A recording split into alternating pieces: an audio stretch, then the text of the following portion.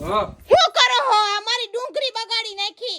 ખાતર કરું છું એ રાઈડ નાખમાં ખોટી. એટલે ડુંગળી ના કે બાપાની ઘરે ખાતર હોય તો જો કરું છું ને પણ હારાની વાડી આવીને બધું પતાવી દો તમે તો. તો સાંજમુની એને જોયા રે ખાતર કરું છું ને ઈવડું.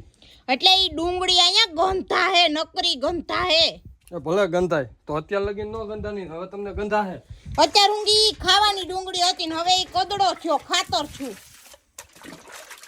ખાતર પેશિયલ હે ને લીંબુડી માટે કરવાનું હે ડુંગળીનું. તો જાણકારી આપો પહેલા કરતા બોઈ, પછી કયો હું કરો હો પહેલા મને પૂછવાનું. પહેલા તો જો ઊંડો ખાડો કર્યો મેં. હા પછી એમાં તમને દાટી દેવાના.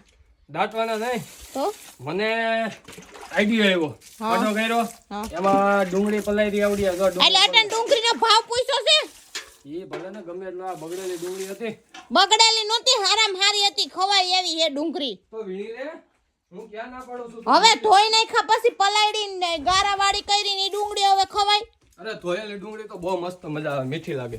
તો તમે લઈ લ્યો, તમે ખાજો ઈ ડુંગળી. તીખી નો લાગે? હા તો તમે ખાઓ. તો જો મારા હે ને તમે હે ને આગળ તમારો ઠેલો ભરજો અને 5 વાગ્યાની ટિકિટ કરાવી દઉં હું, તમે વયા જાવ તમારે ઘરે. અમારે આ બધું બગાડી નાખ્યું. જો પાણીમાં એમને પલાય છે ને હે એટલે પેશિયલ હળી જવાની છે. હું પલર છે? બૂ આવે હે આમાંથી, બૂ બુ આવે છે ને હે. આમ હોય તો કેમ હોય? તો તું કરી જો. ને હું કરી દઉં. તો બગાડી નાખ્યું મારા પપ્પાનું. 2 મણ ડુંગળી આમાં નાખી ખાડો મોર હમાઈ જાવ એટલો ઊંડો કરીને. રોકડા દઈ દો તમારે ડુંગળી ને રાયડું નાખી. લાવો 25,000 રૂપિયા 2 મણના.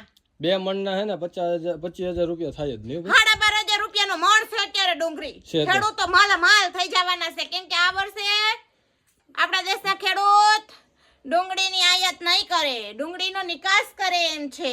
એટલે દેશનો થશે વિકાસ, ડુંગળીનો થશે નિકાસ. એટલે વિકાસ અને વિકાસ.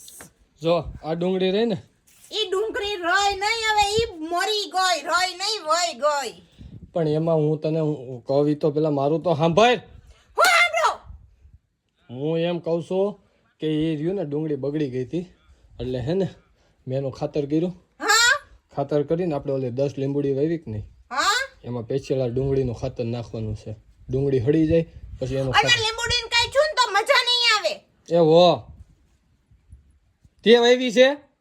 ભલે વાવી હોય ગમે એને. મેં વાવી છે. ખાડા કરવા હું આવ્યો હતો, હાથમાં ફરફોલા મને પડ્યા હતા. તો હા રે આવ્યા હોય તો એટલું જ કરીને દેવું પડે. અમે ને બધું ઢવળવી સહી જાપાન ડેલાથી નામ આખી શેરીનું. તો અમે તમને હમ દીધા હતા. તો અમે તમને કીધું તો જાન લઈને આવો, જાન લઈને આવ્યા અમે. એમ કરતા કેટલી તારીખના લગ્ન હતા તારા?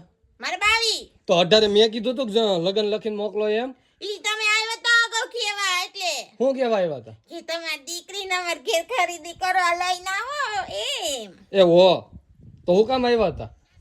તો નહોતું જાવું. આમ જો એ પોતા મારી દીધા, ખોર કરી દીધું મારે હરીસન મોઢા છે. પણ મને હું કામ કે તારી મમ્મીને કે ને મને કહેતી. ઈ ગઢું માણસ છે. ગઢું માણસ જ ખેતરમાં નીંદે તો છે. તામાં મારી ડુંગળી આવશે ને એટલે અહીંયા બધાય નાચશે મારા માથા ઉપર કે તારા ઘરવાળાએ મારું કાંઈ હારું ન રહેવા દીધું. તો નકર અહીં ક્યાં હારું નર્યું છે? એ આવું તો આવું હે તો ખરી. એ હો જો મારો છોકરો આવ્યો, રાખો તમે. એ હો અને ડુંગળી નવી લઈ દેજો ને કરી દેજો 25,000 રૂપિયા. એ 500 રૂપિયાનું મણ છે. એ મિત્રો કોમેન્ટ કરજો ડુંગળી કેટલાની મણ છે, એટલે આપણે વિશાલ પટોડિયા પાસેથી એટલા પૈસા લેવાના થશે ને થશે. તો જીપે કરી દો અત્યારે 1000 રૂપિયામાં સમાધાન કરવું છે. અરે સમાધાન નહીં થાય, હવે વટે વાત વઈ ગઈ. 1000 રૂપિયામાં સમાધાન કરવું? અરે હવે વટે વાત વઈ ગઈ, હવે સમાધાન નહીં થાય. પછી રૂપિયો નહીં મળો. સેનો ન મળે, કેસ થાય. મારી ડુંગળી બગાડી નાખી. એ આની તો એક તગારું એક ડુંગળી બગાડી તા તો માથે લીધું આખું ખેતર. આખું ગામે માથે લઉં. એ હો અત્યારે આખું ગુજરાત તો માથે લીધું હે. એ હો તમે કઈ રીતે? Facebook, YouTube, Instagram. નામ હું રાખ્યા? વિશાલ પટોડિયા.